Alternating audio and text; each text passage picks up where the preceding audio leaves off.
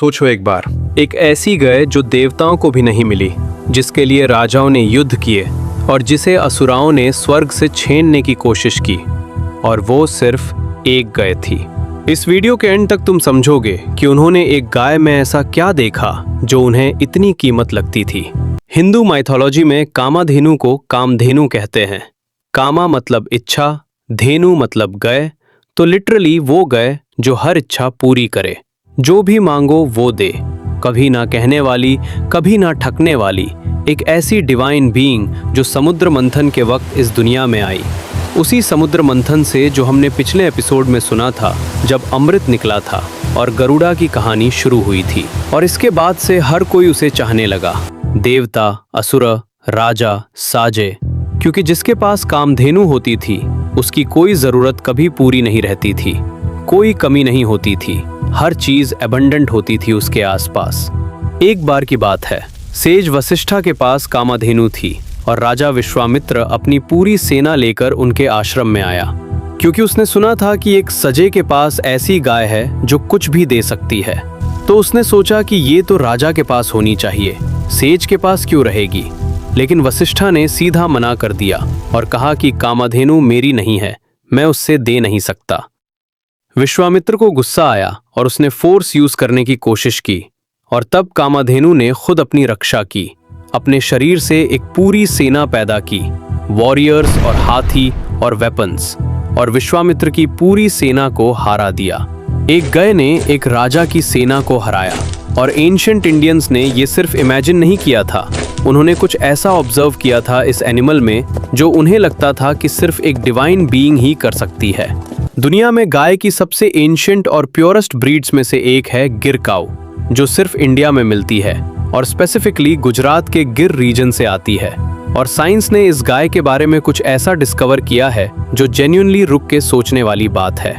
गिर काऊ का दूध ऑर्डिनरी दूध नहीं है, इसमें एक स्पेसिफिक प्रोटीन होता है जिसे A to बीटा केसीन कहते हैं, जबकि वेस्टर्न ब्रीड्स जैसे जर्सी और होल्स्टीन जो आज ज्यादा पॉपुलर हैं, उनके दूध में A1 प्रोटीन होता है।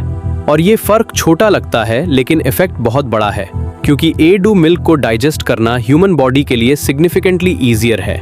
और रिसर्च शो करती है कि जो लोग रेगुलर मिल्क पी के डिस्कम्फर्ट फील करते हैं, ब्लोटिंग होती है उन्हें, वो गिर काऊ का दूध बिना किसी प्रॉब्लम के पी सकते हैं। कुछ रिसर्चर्स तो यहाँ तक कहते हैं कि A2 मिल्क गट हेल्थ के लिए, इम्यूनिटी के लिए और इवन बच्चों के ब्रेन डेवलपमेंट के लिए रेगुलर मिल्क से बेटर है। और ये मॉडर्न साइंस की बात है, पीयर रिव्यूड जर्नल्स की बात है, कोई क्लेम नहीं। और सिर्फ दूध की बात नहीं है, गिर काऊ के गोबर में स्पेसिफिक एंटीबैक्टीरियल प्रॉपर्टीज हैं जो डॉक्यूमेंट की गई हैं।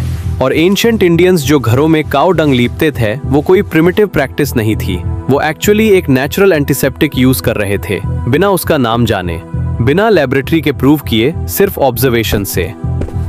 एक एनिमल जिसका दूध हील करता है, जिसका गोबर प्रोटेक्ट करता है, जिसका होना खेत को फर्टाइल बनाता है। और एंशिएंट इंडियंस ने सेंचुरीज तक ये सब ऑब्जर्व किया, जनरेशन आफ्टर जनरेशन, और फिर उन्होंने कहा कि ये कोई ऑर्डिनरी गाय नहीं है, ये डिवाइन है। लेकिन आज गिर काऊ की हालत बहुत अलग है। इंडिया की डेयरी इंडस्ट्री ने डेकेड्स पहले फॉरेन ब्रीड्स को प्रेफर करना शुरू किया, जर्सी और होल्स्टीन, क्योंकि वो ज्यादा दूध देती है, ज्यादा प्रोडक्शन होती है। और इस चक्कर में गिर काऊ की पॉपुलेशन इतनी ड्रामेटिकली खत्म हो गई कि आज ये एंडेंजर्ड कैटेगरी के करीब है अपने ही देश में। वो गाय जिसे एंशिएंट इंडियंस ने डिवाइन माना, जिसका दूध साइंस ने एक्स्ट्रॉर्डिनरी प्रूव किया, जिसके लिए देवताओं और असुराओं ने युद्ध किया, आज वो अपनी सर्वाइवल के लिए लड़ रही है। और ज्यादातर लोग जानते भी नहीं कि ये प्रॉब्लम एग्जिस्ट करती है। गुजरात में गिर फॉरेस्ट के पास कुछ पूरे हर्ड्स अभी भी बचे हैं और कुछ ब्रीडर्स उन्हें प्रिजर्व करने की कोशिश कर रहे हैं, लेकिन ये एफर्ट्स और वक्त दोनों कम पड़ रहे हैं।